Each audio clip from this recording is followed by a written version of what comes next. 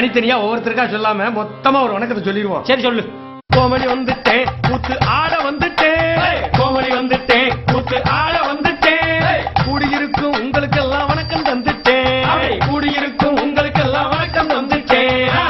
உங்களுக்கெல்லாம் ஒரு பெரிய சங்கதி சொல்ல போறேன். அப்படின்னா சங்கதி பெருசா சொல்ல போறேன். ஒரு பஸ்ஸ பத்தி ஒரு சங்கதி. பஸ்ஸ பத்தியா? அப்படின்னு பஸ்ல என்ன இருக்கும்? என்ன பஸ்ல என்ன இருக்கும்? கீழே ரோதா இருக்கும், மேல டாப் இருக்கும், முன்னாடி இதெல்லாம் இருந்தா ஒரு பஸ் நிக்கும். அப்புறம் பஸ் ஓடணும்னா அதுல ஆளுங்க இருக்கணும், அதை நடத்துறதுக்கு ஒரு ஆள் வேணும்ல. ஓ, அந்த ஆளுல மேய்க்கிறதுக்கு. ஓஹோ, அப்படிப்பட்ட ஆள் தான் நம்ம சுப்பையா. அவர்தான் நடத்துனர். அப்படின்னா கண்டக்டர். அப்படி தமிழ்ல சொல்லு.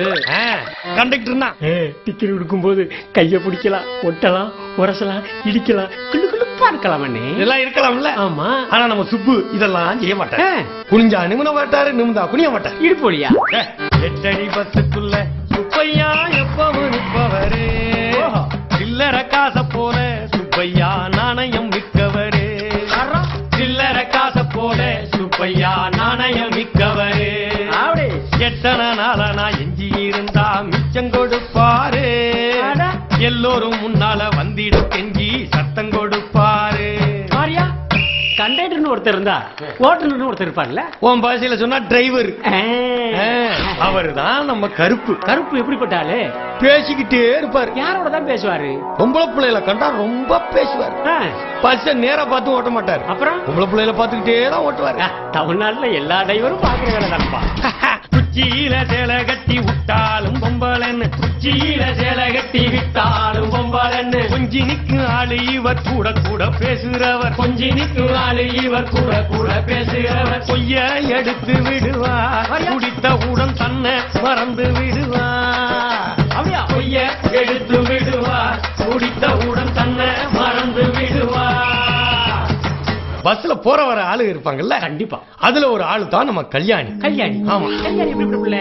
கண்ணான கண்ணுங்க கல்யாணி பொண்ணுங்க, உள்ளத்திலே கள்ளம் இல்ல இல்லே, உள்ளத்திலே கள்ளம் இல்ல இல்லே, அந்த பொண்ணுக்கு வானந்தா எல்லை எல்லே, பொண்ணுக்கு வானந்தா எல்லை எல்லே, ஊரினிலே மெச்சும் பேரினிலே நம்ம சின்ன கலைவாணி வாழுகிறார், நம்ம செல்ல மகாராணி வாழுகிறார், நம்ம செல்ல மகாராணி வாழுகிறார். அந்த ஊர்ல பஸ்லயே ஏறாம ஒருத்தங்க இருக்கிறாங்க. என்னப்பா அது பஸ்ல ஏறாம எப்படி இருக்க முடியும்? ஏன்னா அவங்க அந்த ஊர்லயே டீச்சரா வேலை பார்க்கறாங்க. டீச்சர் அம்மாவா? ஆமா, அவங்க தான் நம்ம நிர்மலா தேவி. ஓஹோ.